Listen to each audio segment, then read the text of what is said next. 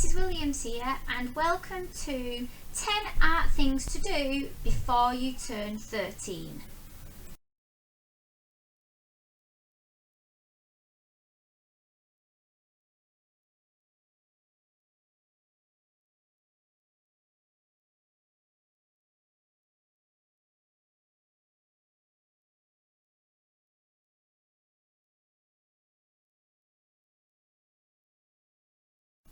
Number 1.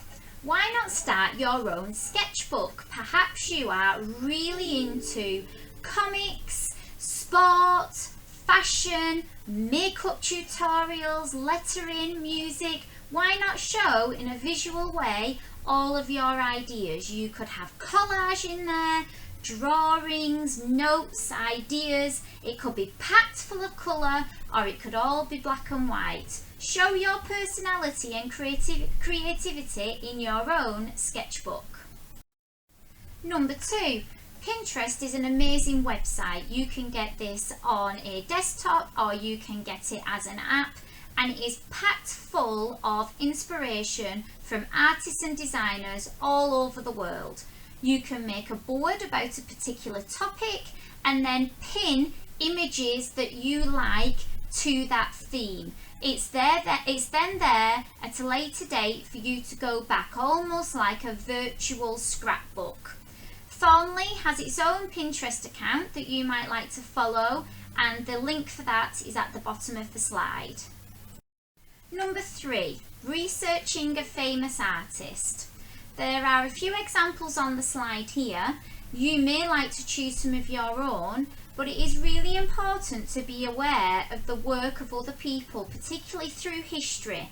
It's a really good way to inform your own ideas, to be knowledgeable about art history, and to learn different techniques in terms of painting, drawing, sculpture, you name it.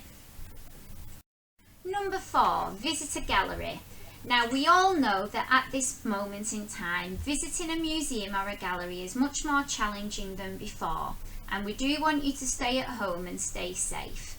Now, more than ever, there are thousands of online virtual art gallery and museum tours, and I've included a link to one at the bottom. So from the safety of your classroom or the comfort of your own home, you can be transported to the National Gallery in London. There are similar tours like this for art galleries in New York, Spain, France, all over the world. It's a really good opportunity for you to visit places that you might not necessarily normally see. Number 5, learn how to sew or knit. You can create all sorts of quirky characters, gifts for family members, as well as functional items like scarves and gloves. This is a skill that is quite traditional, one that you might be able to share with older relatives, and you can find lots of YouTube tutorials to guide you through the process. Number 6, make a sculpture. Sculptures are 3D artworks. They can be made from all kinds of different materials. Traditional materials might be paper mache, or they might be clay, but more and more contemporary artists are using found objects, they're using Lego, they're using natural objects. You can use anything at all, and you can see from the 4 examples on the slide there are some really strange and unusual things that you can incorporate into your sculpture. Number 7, take some photographs outdoors.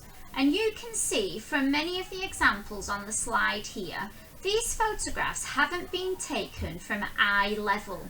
The photographer has made them interesting by bending down low, from looking at them from underneath or sideways, or through photographing a reflection or a shadow. So you can think about this in a really creative way. You can use objects in your home if you wish to, like the forks in the top left hand corner, but think about how you could use a torch to create interesting shadows. Number 8, draw an object from life or a self-portrait. Many artists photograph the object that they would like to work on, and then work from it in 2D. This is quite a good way of turning a three-dimensional object into something flat, and this helps our brain to pick out the flat 2D shapes. When you're drawing from life and it's 3D, you have to make that decision in your mind. You need to think about how to make a 3D object appear on the page in front of you. Adding shadows, adding highlights is quite a complicated task to complete. Number 9, draw your name in graffiti style lettering. Before starting this task, you might need to do a little bit of research. You might want to look at wild style graffiti, look at the way they add patterns and shapes to the surface of their designs, and look at the ways that lettering can overlap and become really quite complicated shapes to see. There's an example at the bottom of the screen of a full alphabet where each letter is a completely different style. You may like to take inspiration from these. Number 10, watch a YouTube tutorial and learn a new technique. Now we really do want you to try something new here. Lots of you might like the current trend for having brush lettering, or maybe you've seen somebody do something like paint pouring. Have a look on YouTube. This could link back to the sewing and knitting task. And I would like you to take a little bit of independence. It may take some time, you might have to rewind and pause, but we really want you to try and teach yourself a new skill.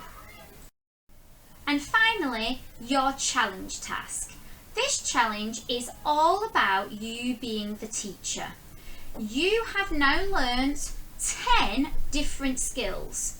Your task is to now become the teacher, and you might choose to teach the little brother or sister, or somebody in your family, or what your form tutor, or somebody in your form, the skill that you have learnt. You could demonstrate, show them examples, guide them through the task. You might want to mention other artists that work in that style, and you might want to make a guidance video or worksheet like the kinds of videos you see on YouTube that could then explain what you have learnt and how they are to tackle the same task. Thank you so much everybody for taking the time to engage with all of these tasks. I can't wait to see what you do next.